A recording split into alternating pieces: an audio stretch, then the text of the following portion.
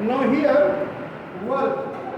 Work means the resultant of the effort is known as the work.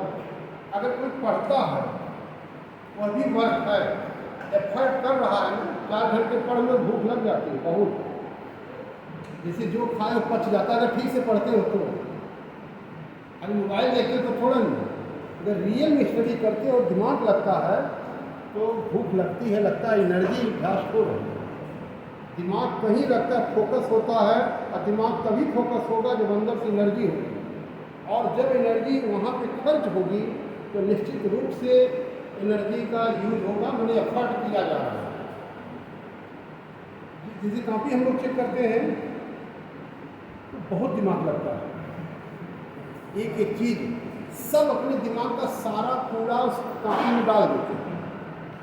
ऐसा नहीं कि सही नहीं लिखने का प्रयास, हमें जो आता हम लिखेंगे, आप जो मनुष्य पूछिए, हमसे इससे मतलब नहीं, सब डाल देते हैं।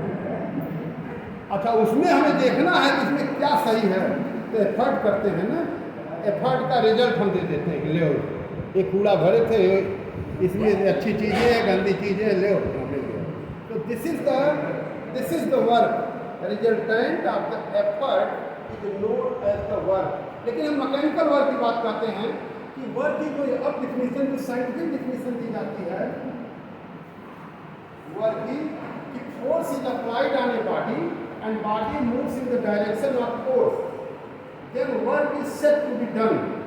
तभी हम काम करते हैं, तभी काम किया हुआ माना जाता है जब हम बॉडी पर फोर्स लगाएं और बॉडी फोर्स की डायरेक्शन में ही डिस्प्लेस हो, तब कहा जाता है कि work is done on the body, body पर काम किया गया।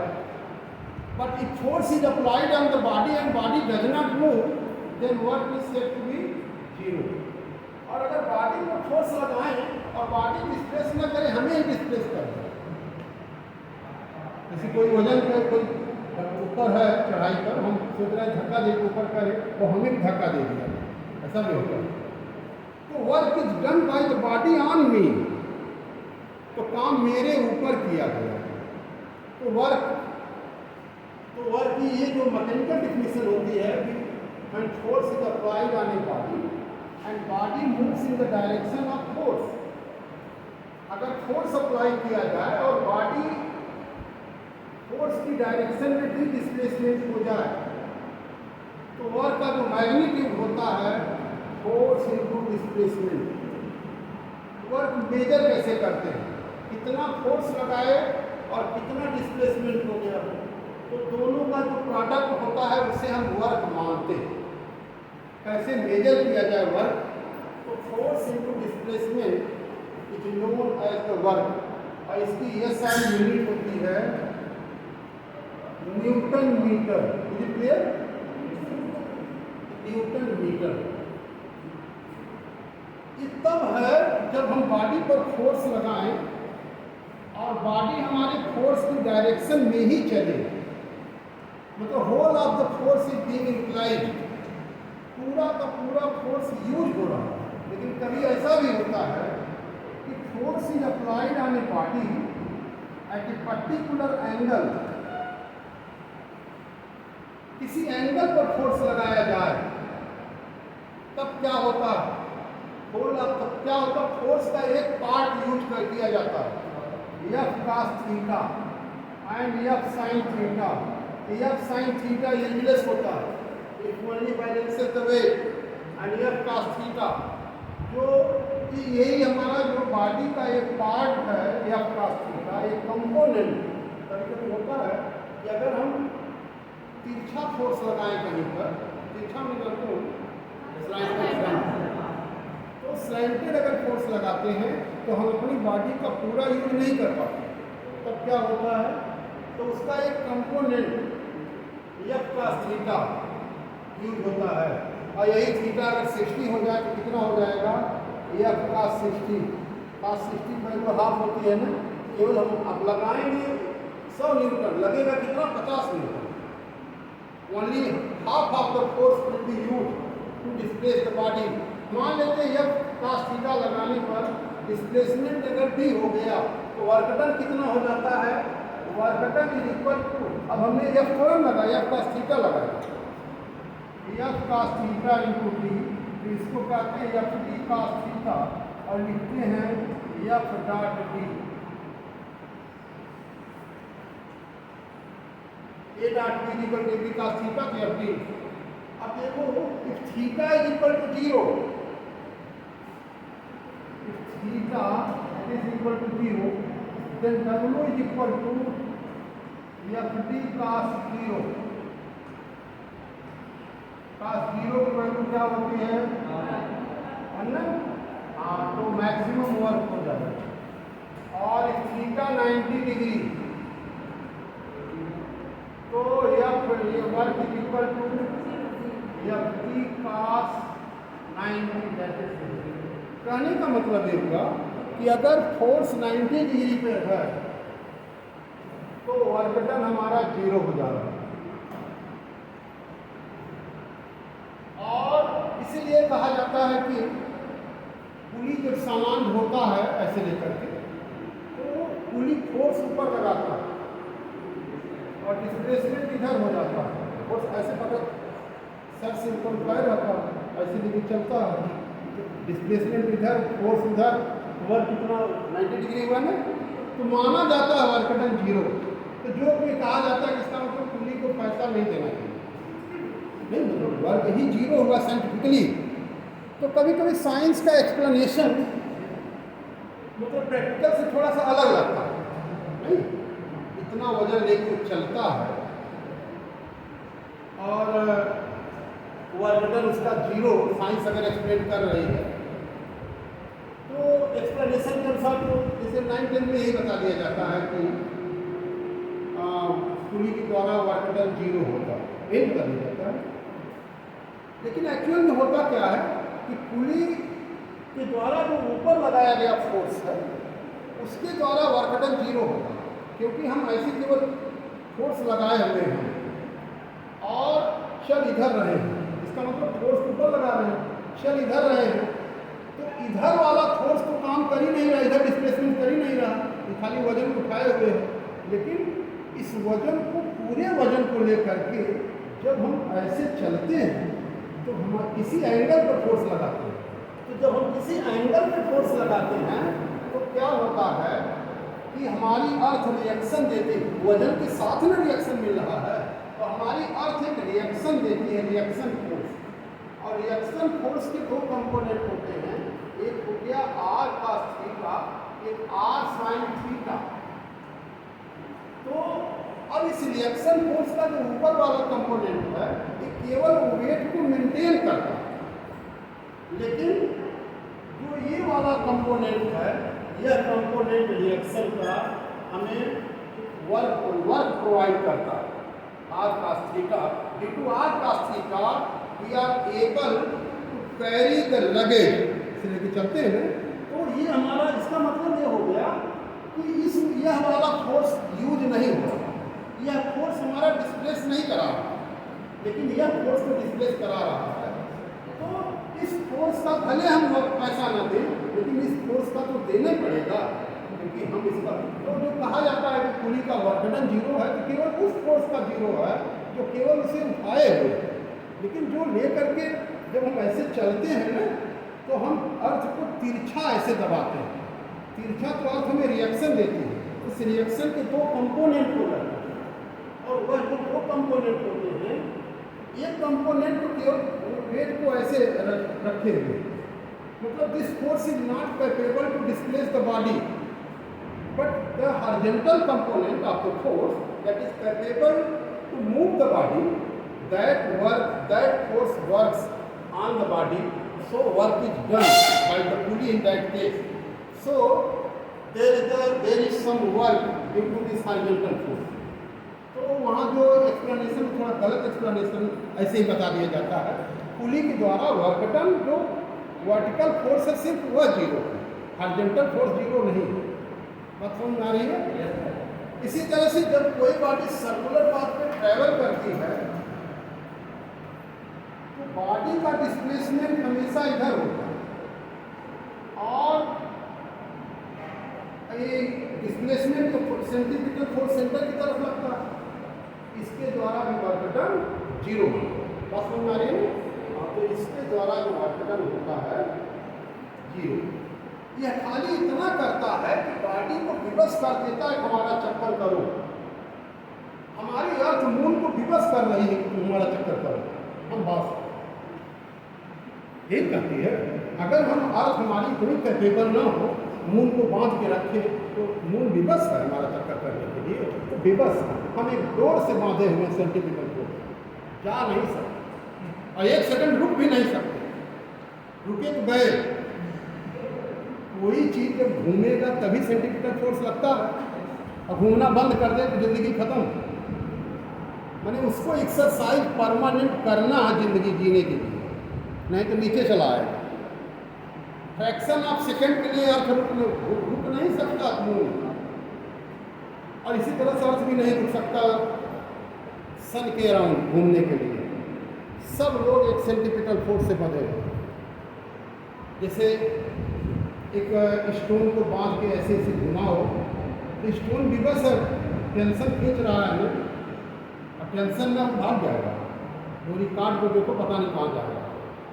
ऐसे ही यहाँ पे ये सेंट्रीपिटल फोर्स के द्वारा, और वेलोसिटी इधर है, डिस्प्लेसमेंट इधर है, वर्क डन जीरो। तो कहाँ कहाँ जीरो होता है work done? By the centripetal force on a moving body on the circular path, ये वर्क डन जीरो होगा। पुली के द्वारा वर्क डन जीरो अगर आ जाएगा मतलब ऑब्जेक्टिव में, तो जीरो लिख देना। लेकिन एक्चुअल प्रैक्टिस मैंने बता दिया कि जीरो नहीं होता, एक कंपोनेंट काम करता है। लेकिन क्योंकि हर जगह जीरो लिखा हुआ तो लिख देना अगर आप इतनी बार है। लेकिन एक्चुअल प्रैक्टिस में उसका वर्टिकल कंपोनेंट काम नहीं करता, लेकिन हॉरिजॉन्टल कंपोनेंट करता। तो इस नाते वो वर्क डन होता है, and work done it is equal to force into displacement, यही वर्क। तो फोर्स एंड डिस्प्लेसमेंट इसे वर्क करता है। अगर थीटा 90 180 हो जाए तो पेंडुलम में भी ध्यान में रखो कि पेंडुलम अगर है तो डोरी का जो टेंशन होता है डिस्प्लेसमेंट से 90 बनाता है, तो टेंशन के द्वारा वर्क डन जीरो। केवल इसको इसी बाउंड करता है, इसको डिस्प्लेस नहीं कराता, तो इस नाते इसके द्वारा भी वर्क डन जीरो होता है। तो कहाँ कहाँ जीरो होता है, सबसे डिफरेंट सिचुएशंस है। एक तो डिस्प्लेसमेंट हो ही नहीं, या 90 डिग्री फोर्स लगे तो वर्क डन जीरो होता है। लेकिन अगर थीटा 180 हो जाए, W it is equal to FD cos 180, what will be work done minus FD। मतलब हम धक्का देने गए, हमें ही धक्का दे दिया, तो क्या हुआ, बॉडी ने हमारे ऊपर काम कर दिया। नहीं, जैसे कोई किसी को मारने जाए, मार के चला है तो हमने मार दिया, और वही मार दिया तो क्या कहेंगे, हम मार क्या है, नहीं मार खा क्या है। तो अगर हम बॉडी को धक्का देने गए, बॉडी हमें धक्का दे दिया तो क्या हुआ, work done by the body on me, I did not work on the body. Work तब हुआ जब हमने डिस्प्लेस कर दिया ना। तो इसीलिए नेगेटिव वर्क होता है कि if we force is applied on the body and body moves in the opposite direction of the force, then work done is negative. Work समझ में आ रहा है? इसका SI यूनिट क्या होता है, न्यूटन मीटर और जूल, न्यूटन मीटर और जूल होता है। जूल एक साइंटिस्ट था, उसी के नाम पे रखा हुआ है। न्यूटन भी एक साइंटिस्ट था, उसी के नाम पे रखा हुआ है। एक्चुअली बेचारे की जिंदगी में इतनी मेहनत की तो अमरत को प्राप्त कर लिए, तो नाम देखो उसको, इसी बहाने लोग याद तो करते हैं, पूरा जीवन दे करके एक फार्मूला डिराइव करते हैं। तो ये चीज़ है वर्क। और इसके बाद पढ़ते हैं हम लोग एनर्जी। वर्क में बस यही है कि फोर्स इनटू डिस्प्लेसमेंट और पॉजिटिव नेगेटिव वर्क। और इसके बाद पढ़ते हैं एनर्जी। एनर्जी क्या होती है? What is energy?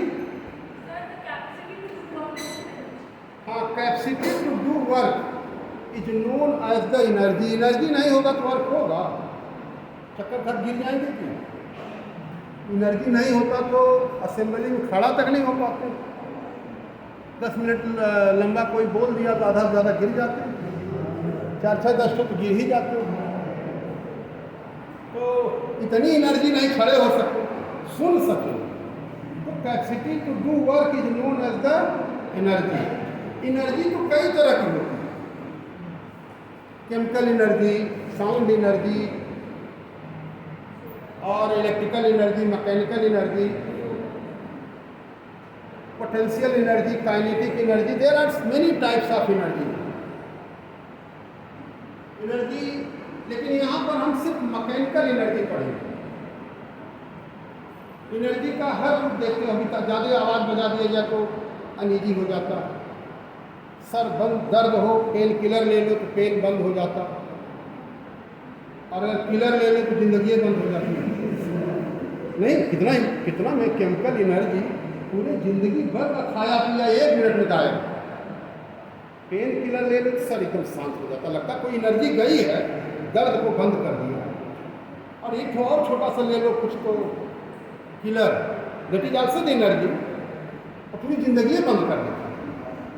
तो एनर्जी है ना, कितनी केमिकल एनर्जी तो और विस्फोटक। तो दिस इज द एनर्जी। तो एनर्जी में हम पढ़ेंगे मैकेनिकल एनर्जी। मैकेनिकल एनर्जी में जो डेली लाइफ में मशीन के द्वारा जो एनर्जी यूज होती, काइनेटिक एनर्जी और पोटेंशियल एनर्जी। हथौड़ा उठाओ मार देते हैं, मैकेनिकल में होता है, पीटा न जाता है। हथौड़ा जानते हो ना, तो उठा करके मारते हैं, या चला के ढेला मार देते हैं किसी सर्वर को, काइनेटिक एनर्जी हो जाती है ना। ढेला जानते हो ना इधर। तो this is the mechanical energy हम पढ़ेंगे। There are many kinds of energy in daily life. Sound energy तो बहुत कुछ एनर्जी है। क्रैकर्स वगैरह में छूट जाता है, लगता कान सन हो, कभी कभी उड़ भी जाता है, पर्दे पड़ जाता है, कमजोर रहे बहरे हो जाते हैं। तो ये देख लेना, मैकेनिकल एनर्जी के 2 पार्ट होते हैं। Mechanical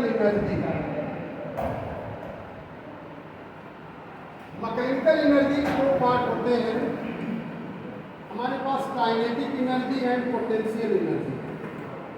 kinetic energy and potential energy.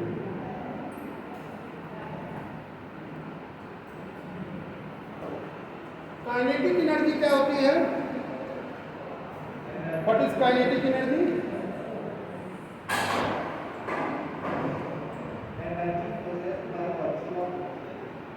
हाँ, energy possessed by the body due to its motion is known as the kinetic energy।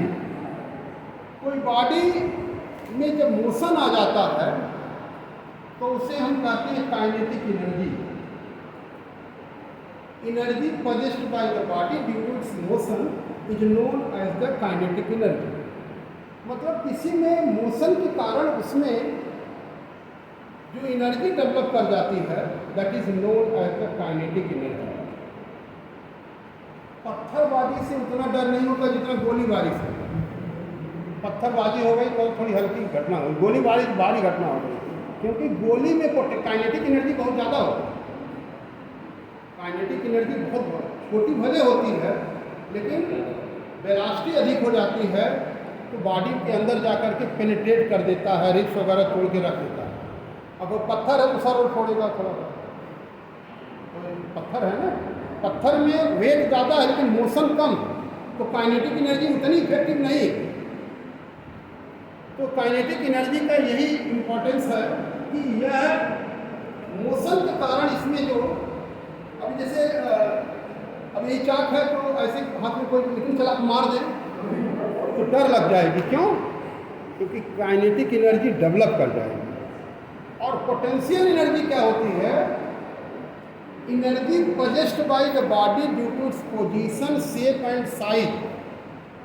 Energy possessed by the body due to its position, shape and size is known as the potential energy। हम daily life में generally यहाँ पे gravitational potential energy की बात करते हैं। केवल gravitational potential energy की बात हम करेंगे यहाँ, MGH की बात। लेकिन वास्तव में जो पोटेंशियल एनर्जी होती है, एनर्जी पॉजिटिव वर्क में हमने बात किया कि फोर्स और डिस्प्लेसमेंट पर, और किसी तरह के वर्क पर गाना गा लेना, पढ़ लेना, पढ़ा लेना, कोई वर्क नहीं, हमने मैकेनिकल। इसीलिए यहाँ पे हम लोग ग्रेविटेशनल पोटेंशियल एनर्जी की बात करेंगे। लेकिन डेली लाइफ में पोटेंशियल एनर्जी का मतलब होता है कि energy possessed by the body due to its position, shape and size. किसी तगड़े व्यक्ति को देख करके उससे लड़ने की इच्छा नहीं होती, क्यों? हम पता कर लेते हैं कि बहुत तगड़ा पोटेंशियल एनर्जी बहुत ज़्यादा है। शेप देख, रेसलर है, एक्सरसाइज किया, शरीर में ताकत डेवलप कर लिया है, he has attained the potential energy, gained the potential energy. तो energy possessed by the body due to its position. क्रोध में बैठे हैं, बोलने लायक नहीं है क्योंकि अभी क्रोध में, मतलब अंदर से वो जो एनर्जी है वो एक्टिव हो चुकी है और बोलने में विस्फोट कर सकते हैं। पोजीशन, शेप, साइज, शेप से भी पता कर लेता है। एक आदमी जलेबी छान के आया है, हलवाई मोटा सा है, और एक रेसलर पहलवान उससे भले पतला है, हम एनर्जी का एहसास कर लेते हैं। ये मेहनत करके एनर्जी गेन किया है, ये जलेबी छान करके डालडा पी करके पैदा हुआ, पता कर लेते हैं ना लाइफ में। ये भी energy possessed by the body due to its position, shape, size. जब किसी की, जैसे यहाँ पे बॉडी एक है तो लगा पोटेंशियल एनर्जी कम है, और है और ऐसे उठाते चले जाओ, लगेगा जितना वर्क करना पड़ेगा, और एनर्जी बिना काम किए जनरेट नहीं होती। ध्यान रखिए, एनर्जी हमेशा काम करने से पैदा होती है। काम करोगे तो एनर्जी मिलेगी। ये जो पढ़ करके रखते हो LKG से आज तक, यह भी एक तरह की एनर्जी है, पोटेंशियल एनर्जी। ये दिमाग में स्टोर हो रही है। पैसा कमा के बैंक में रख देना, ये potential energy. Potential energy storing energy, kinetic energy working energy. अगर किसी का बहुत बड़े आदमी है, इसका मतलब हम 50 मीटर के हैं, उन्होंने एनर्जी स्टोर किया। वो एनर्जी चाहे उनके पास नॉलेज एनर्जी है, चाहे उनके पास पैसे की एनर्जी है, चाहे उनके पास अपनी पर्सनालिटी की एनर्जी है। अब विवेकानंद गेरुआ पहन करके चले गए शिकागो विश्व धर्म सम्मेलन में 1893 में, हमारा पूरा विश्व को अपने ज्ञान से हिला दिया। वो पोटेंशियल एनर्जी थी, नॉलेज की एनर्जी थी। अभी ये एनर्जी तुम लोग जो LKG से अभी तक स्टोर कर रहे हो, ये बड़ी इंपॉर्टेंट एनर्जी है। और यही एनर्जी 12th के बाद पैकेज में कन्वर्ट होती है, यही मनी एनर्जी में कन्वर्ट हो जाती है। कोई 10,000 के लिए भी मुहताज है, कोई 10 करोड़ पा करके भी खुश नहीं है, पर्सनालिटी पे डिपेंड करता है। अब निकेश अरोड़ा BHU का पाता है 840 crore annual, 70 crore per month. इसका मतलब उसने अपनी ज़िंदगी में पोटेंशियल एनर्जी बहुत ज़्यादा गेन किया। तो ये इस मतलब इंदिरा नूई का नाम सुने होंगे, पेप्सिको के चेयरमैन। 199 करोड़ बहुत पहले पाती थी, अभी कुछ और पाती है। कहने का मतलब कि पाती नहीं है। Potential energy, knowledge energy, it is also kind of potential energy. इसीलिए LKG से अभी तक कहा जाता है एनर्जी गेन करो, एनर्जी गेन करो। यही एनर्जी बाद में, जैसे पोटेंशियल एनर्जी का मतलब वर्क करके स्टोर कर दो, समय आने पर यूज कर लो। पैसा कमा के बैंक में रख देना है पोटेंशियल एनर्जी, समय आने पर उसे यूज कर लेना, that will be the kinetic. किसी को धमकी देना है पोटेंशियल एनर्जी, कल 2 करोड़ दे दो, नहीं कल का सूरज नहीं देखोगे। इतनी एनर्जी है कि सूरज नहीं देखने पाओगे। गुंडे बोलते हैं ना, बदमाश जो होते हैं आजकल वसूली करते हैं ना, फ़ोन करके बोल देंगे कल पहुंचा देना, कल नहीं आए परसों नहीं रहोगे। मतलब वो दे शो देयर पोटेंशियल एनर्जी, अपनी पोटेंशियल एनर्जी शो करते। This is the potential energy. किसी को धमकी देना पोटेंशियल एनर्जी, किसी को धमका देना काइनेटिक एनर्जी, मतलब मार देना। तो ये काइनेटिक एनर्जी, पोटेंशियल एनर्जी ये।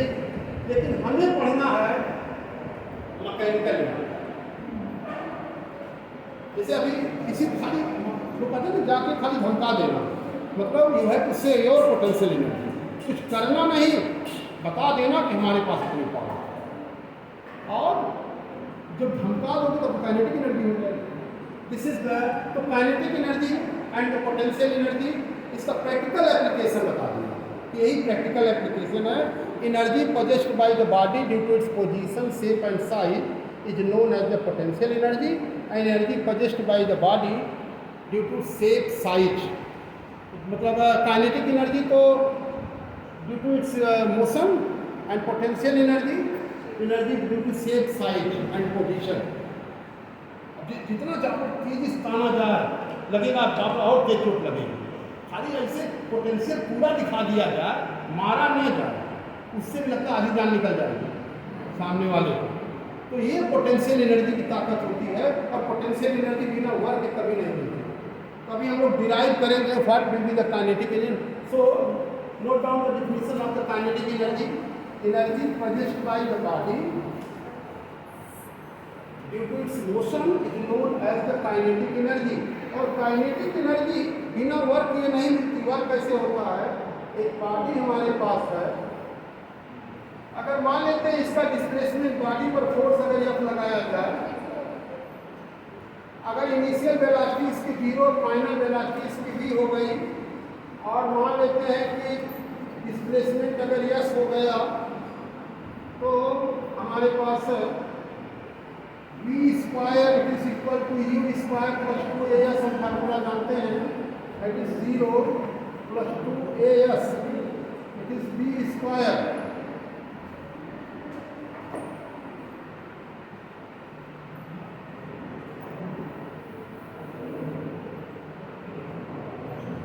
A इज इक्वल टू कितना हो जाएगा, v square upon 2s। A is equal to v square upon 2s। Then what will be the work done? W is equal to force into displacement, और displacement हमारा s है, If is equal to ma into s। am और a की value कितनी है, v square upon 2s into s, s गया, इस work done it is equal to half mv square. This is the kinetic energy. Kinetic energy देखो, बिना work किए kinetic energy generate नहीं होती। पूरा एफर्ट लगा के दौड़ते हो तब मेडल मिलता। काम करना पड़ेगा, एनर्जी के लिए वर्क जरूरी है, नंबर पाने के लिए पढ़ना जरूरी है। This work done is known as the kinetic energy half mv square. इसी बेस पर बनता है work energy theorem. Work energy theorem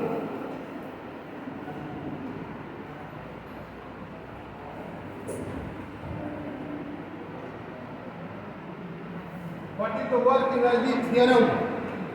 Net work done by a force is equal to change in kinetic energy. Net work done by a force is equal to change in kinetic energy. Net work done by a force is equal to change in kinetic energy. किसी force के द्वारा जो पूरा काम किया गया किसी body पर, उसी को कहते हैं, और वह जो काइनेटिक एनर्जी में चेंज जो होता है, अगर जैसे कोई साइकिल लेकर के तेजी से आया, हम रोक दिए, तो काइनेटिक एनर्जी पहले तो बहुत ज़्यादा थी, हमने चेंज किया ना, अप्लाई फोर्स करके हमने काम किया, तो हमने उसके अगेंस्ट जो फोर्स अप्लाई किया, तो दैट इज या चला रहा हम ऐसे पकड़ के खींचना शुरू कर दिए। पहले थोड़ा खिंचा गए, लेकिन कुछ तो वेलोसिटी कम हुई ना, तो वर्क डन, तो इसको हम कहते हैं work W is equal to half mv square minus half mu square. ये हमारा होता है, और इसका डेरिवेशन कैसे होता है, half mv square minus half mu square. Half mv square minus change in kinetic energy, और final energy minus initial energy. क्या समझ आई? Change in kinetic energy is equal to work done. Work done is equal to change in kinetic energy. तो derivation हमारा हो जाता है, derivation कि we know that v square is equal to u square plus 2as। तो half M से दोनों तरफ मल्टीप्लाई कर डालें तो half M V square, it is half M U square, it is half M into 2as. This implies that half m v square minus half m u square, it is m as. M a is equal to force. It is equal to m fs. Fs is the 1. So this implies that half m v square minus half m u square, this is the work done. कभी कभी ये भी इसको ऐसे भी prove किया जाता है, work done by the variable force.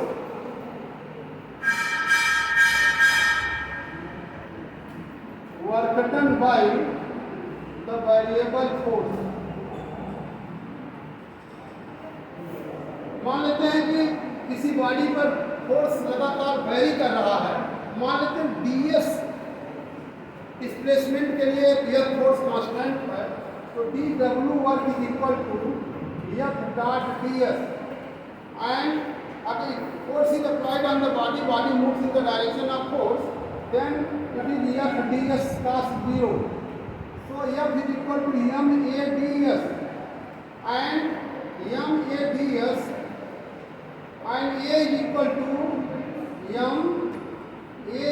to dv by dt and into ds, it is dw work done by the variable force. तो देखो जरा इसको कैसे करते हैं, इसको डेरिवेटिव से. सो dw is equal to m ds by dt, ds by dt को एक साथ ले लें तो मिलेगा क्या, dw is equal to ds by dt को वेलोसिटी कहते हैं, it is v dv, m v dv, ds by dt is known as the velocity. So this implies that dw is equal to, so total work done when velocity changes, so m v dv from u to v, and this work done w is equal to m v square by 2 from u to v, and we find that this work done w is equal to m v square by 2 minus u square by 2 upper limit minus lower limit. So this is equal to half m v square, half m u square. This is the work done by the variable force. Work done by the net force is equal to change in kinetic energy. अगर kinetic energy में change होगा तभी work हो रहा है. Train चल रही, दौड़ के हम उसी चढ़ गए, पूरी ताकत लगा दिए, ट्रेन की स्पीड रुकी, हमने कोई काम नहीं किया. ट्रेन पे एक काम हुआ, साइकिल को रोक दिया, बाइक को रोक दिया, तब में कुछ काम हुआ. मतलब if we are capable to change the velocity of any body, then work is set to be done. Train पे दौड़ के चढ़ गए, पूरी ताकत लगा दी, ट्रेन का स्पीड रोक नहीं पाए या न ट्रेन को चला दिए, इसका मतलब हमने कोई काम नहीं किया. तो work done by the net force is equal to change in kinetic energy. Kinetic energy में अगर चेंज नहीं हुआ तो वर्क कोई मतलब नहीं रहा. Is it clear? Stand up here.